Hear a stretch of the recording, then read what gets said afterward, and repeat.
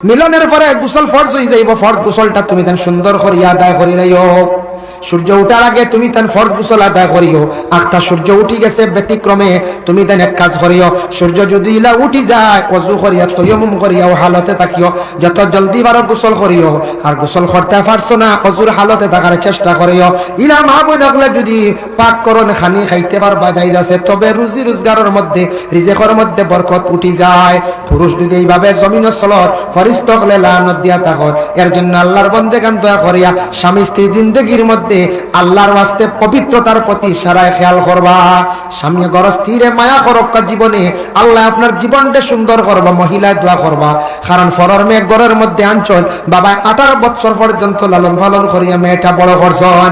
তুমি যদি মনে করো মেয়ে রাখতে না চালি দিবা, ঠিক আছে মেয়েটা বাবার বাড়ি যাইব, তুমি আর এক মেয়ে আনি লাইবা, হয়তো মেয়েটা বাবার বাড়ি গিয়ে রইব। আর জলদি যদি বিবাহ হয় না মেয়েটা বাবার বাড়ি কষ্ট করবো, খান দিব, মেয়েটার খান দিব, মেয়েটার জীবনে বদুয়া লাগবো। মেয়েটার বদুয়ার কারণে খান্দনের কারণে তুমি সারা জীবনে একদিন তুমিও লাগান দিবাই।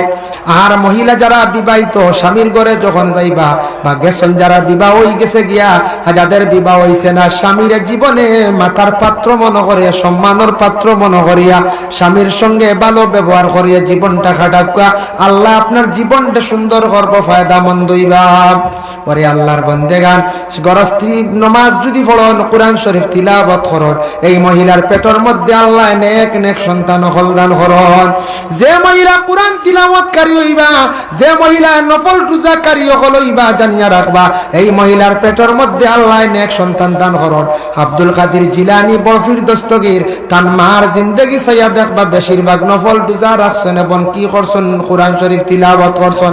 খাজা গরিবে নওয়াজ মাইনুদ্দিন চিশতির মা উম্মুল ওয়ারাজিন এন খুব বেশি নফল রোজা রাখছেন, বেশিরভাগ কোরআন তিলাওয়াত করছেন, যার কারণে খাজা মাইনুদ্দিন রে বলে উম্মুল ওয়ারার মার পেটের মধ্যে আল্লাহ দান করছেন। হোক আল্লাহুম্মা আমিন। হযরতে আলী রাদিয়াল্লাহু তাআলা আনহুর সঙ্গে হযরতে ফাতিমার বিবাহ দেওয়া হইল। অত গরিব সাহাবীর সঙ্গে ফাতিমার বিবাহ দিলা, কিন্তু একদিন হযরতে ফাতিমায় কোনো ধরনের দুঃখ প্রকাশ করছেন না, কোনো দুঃখ প্রকাশ করছেন না। হযরতে আলী অসুস্থ, ফাতিমা অসুস্থ। ইলা কিতাবে লেখা দেখলাম মুকাশাফাতুল কুলুব ইমাম গাজ্জালির লেখা, ফাতিমা অসুস্থ, বাবা দেখা তাইছেন হে রাসূলুল্লাহ একদিন দেখা তাইছেন। রাসূলুল্লাহ দেখা আসার পরে হাসান বিন আলী সাহাবীর সঙ্গে নিয়ে আসছেন। আসার পরে হইলা ওগো ফাতিমা আমি তোমার আব্বা আসছি, তোমারে আমি দেখা। ফাতিমা উঠিয়া কইলা ইয়া রাসূলুল্লাহ আব্বা আপনি ঘরের মধ্যে তশরিফ আনক, ঘরের মধ্যে তশরিফ আনক। ঘরে গেলা, গিয়া দেখুন আল্লাহর রাসূল ফাতিমার গায়ের মধ্যে একটা কাপড় জড়াইল, ফাতিমার গায়ের মধ্যে একটা কাপড় ছাড়া, কাপড়টা ছাড়া দেখছেন মানে শরীরের কিছু অঙ্গ বাইর করা দেখলাম। দেখি আল্লাহর রাসূলে গাত থেকে কাপড়টা টান মারিয়া চাইছেন এই অংশটা ডাকিতা, কিন্তু এই অংশ ডাকাত লাগছেন, আরেক অংশ বাইর হয়ে গেছে গিয়া। এইভাবে কয়েকবার টান দিয়া দেখছন, দ্বিতীয় কোনো কাপড় আর আমার ফাতিমার ঘরে নাই। বুঝতে পারলা ফাতিমার ঘরে আর কোনো দ্বিতীয় কাপড় নাই, বুঝছন। কিছুক্ষণ পরে কইলা গমা ফাতিমা তোমার অবস্থাটা কি আমারে কওসান, শরীরের অবস্থা কি? বলে আব্বা কিছু বালা। বলে গো ফাতিমা আমার দামা না আলী কয় বলে আব্বা খাজো গেছন গিয়া, বলে খাজো গেছন, ঠিক আছে গড় খাওয়ার কিতা আছে? বলে আব্বা তেমন কিচ্ছু নাই, ফসদিন গেছলা খাজো কোনো খাজ পাইছেন না, খালি ঘুরিয়ে আসছন। গতকালকেও গেলা কোনো খাজ পাইছেন না, খালি ঘুরিয়ে আসছন। আর আবার আজকে গেছন, কোন সময় আসবা? বলে মা গো ফাতিমা কিতা খাইয়া দিন কাটাইতরায়?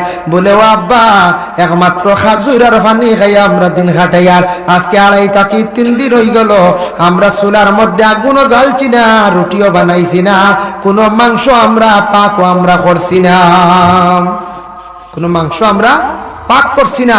যার জন্য বিশেষ করিয়া হযরতে ফাতিমা ওই স্বামীর ঘরে বড় কঠিন মানে জিন্দেগিটা কাটাইছেন, কিন্তু দুঃখ প্রকাশ করছেন না, তাই সবর করছেন আল্লাহর দরবারও। যেহেতু আলীর ঘরে কোনোদিন তাই নাসব্বরি করছেন না, আলীর কঠোর কথা কইছেন না, খানি নাই কেনে আমার ঘরে, খানি নাই কেনে কষ্ট করিয়ার কাপড় এক বস্ত্র ব্যতীত দ্বিতীয় বস্ত্র তেমন নাই, তারপরেও ফাতিমা কোনোদিন স্বামীর কঠোর কথা কইছেন না।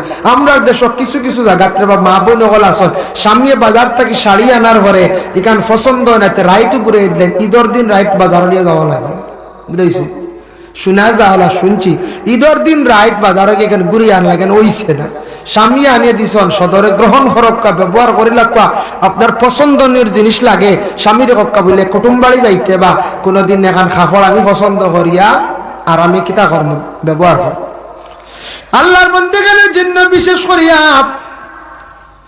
কোন স্বামী গরস্তির জন্য মিছা মাত মাতিতে পারবা মিছা মাত মাথা যাই আছে স্বামীর পক্ষে এক জায়গাত গরস্তিরে সান্ত্বনা দিতে গিয়া একভাবে মিছা মাথা যাই আছে স্বামী বাজার তাকে কি করলা বলে খাফড় একটা আনলা 400 টাকা দি আনিয়া কইলাই কানোর দাম হইল 600 টাকা ওলা যদি কই খেয়ে কইতা সব সময় না কোন স্বামী গরিব কিছু অভাবী শাড়ি এখন আনন্দ কম দামি গরস্তির মন হয়তো খুশ হন না একদিন খাফড় এখন গরস্তির মনটা উজ্জ্বলিত করার লাগি খুশ করার লাগি শাড়ি এখন আনছেন 200 টাকা দি বা 400 টাকা আনিয়া কইলাই দাম 600 টাকা গরস্ত্রী কইলা বাপ যে দামি শাড়ি ঘিরে আইছে 200 হাজির ও মন খুশ হয়ে গেছে নানি ও মন খুশ করতে সময় স্বামী কোনো সময় মিশা মাথা যাই যাচ্ছে এখন এই ওয়াজ শুনিয়া ঘরের বিবি হলে আর বিশ্বাস করবানো কই যায় তবে জি না একদিন আল্লাহ সাহেব কইছে মিশা মাথা যাই শাড়ি আনছো 600 টাকা দানিয়া কইতে 1300 টাকা এটা মানা হইতো না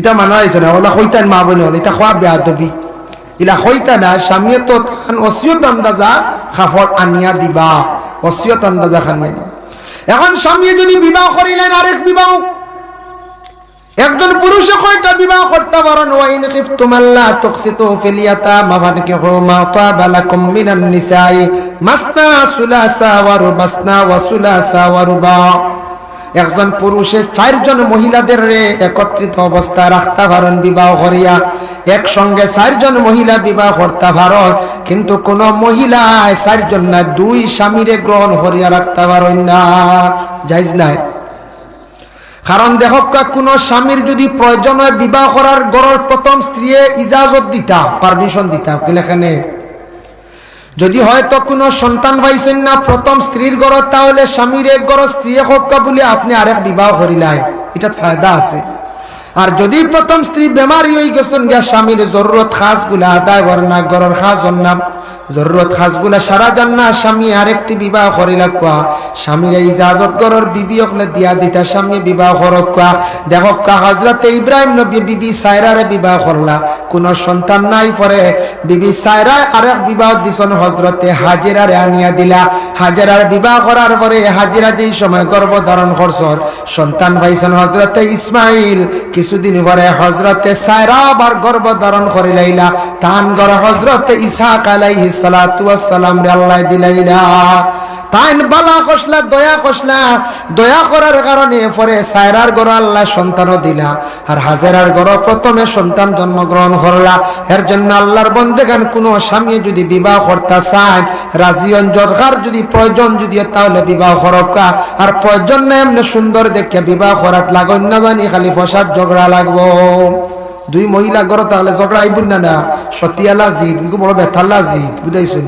একজন ঘর স্ত্রী যদি তেল মাখিলেন বালা দামি হেন মাহক্কা না মাহক্কা হেন মাথার ডালি দিবা কত ফুটা বুঝাইছুন কইবা হেন মাখিতে আমিও মাখা লাগবো বেথালা জিদ একটা মূলত থেকে আইছে বিবি সায়রার আজেরার একটা আসলো সতিয়ালা জিদ এখনো পর্যন্ত আছে ওয়াইন খিফতুম আল্লাহ ফাওয়াইদা ভারত মনোর নায়াত যার কারণে বিশেষ করিয়া যদি প্রয়োজন হয় না তাহলে এক বিবাহ করিলা বাস কাফি নতুবা 2, 3, 4 বিবাহ করতে পারবা তাই স্বামী স্ত্রীর দৈনন্দিন জীবনের মধ্যে আল্লাহ মহব্বত পয়দা করিয়া দেও স্বামী স্ত্রীর দৈনন্দিন জীবনের মধ্যে আল্লাহ পাক রব্বুল আলামিনের রহমত বরকত নাজিল করো আমরা সবাই যারা বিবাহ করছি বিবাহের মধ্যে স্বামী স্ত্রীর দৈনন্দিন জীবনের মধ্যে পবিত্রতার প্রতি খেয়াল করবা আল্লাহ কোরআনে ঘোষণা করছেন বলে কিতা করছেন আল্লাহর বন্দেগান ওয়াইন কুনতুম জুনুবান ফাত্তাহারু যখন তুমি দেন জুনাবত ওয়ালা হইজিবা পুরুষ এবং মহিলা বিবাহিত স্বামী স্ত্রী মিলনের পরে গোসল ফরজ হয়ে যাইব ফরজ গোসলটা তুমি দেন সুন্দর করিয়া আদায় করিলাইও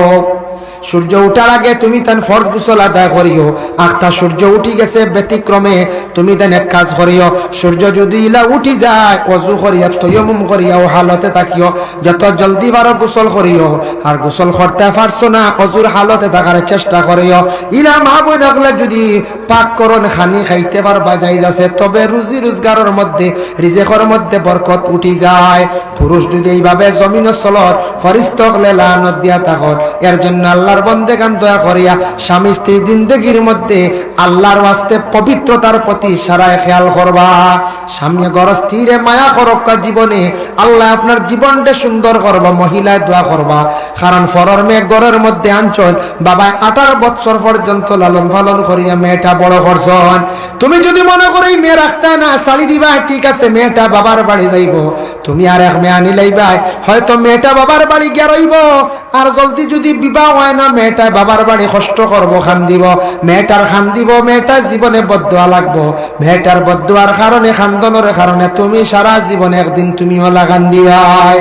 এর কারণে ফরর মেয়ে ঘরের মধ্যে আনিয়া মেয়েটার উপরে জুলুম অত্যাচার করা এটা শরীয়ত সম্বন্ধে জায়েজ নাই বাবা, বিধান নাই। মারার অধিকার আছে, হালকা পাতলা আপনি মারতা, দমক দিতা, রোড দেখাইতা।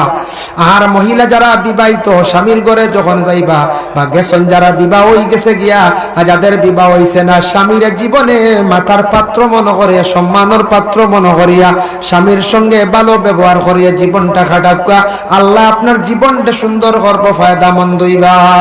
ওরে আল্লাহর বন্দেগান, গরস্ত্রী নমাজ যদি পড়ন, কোরআন শরীফ তিলাওয়াত করন, এই মহিলার পেটের মধ্যে আল্লাহ নেক নেক সন্তান দান করন। যে মহিলা কোরআন তিলাওয়াতকারী হইবা, যে মহিলা নফল রোজাকারী হইবা, জানিয়া রাখবা এই মহিলার পেটের মধ্যে আল্লাহ নেক সন্তান দান করন। আব্দুল কাদের জিলানী বরফির দস্তগীর তান মার জিন্দগি চাইয়া দেখবা বেশিরভাগ নফল রোজা রাখছেন এবং কি করছেন, কোরআন শরীফ তিলাওয়াত করছেন।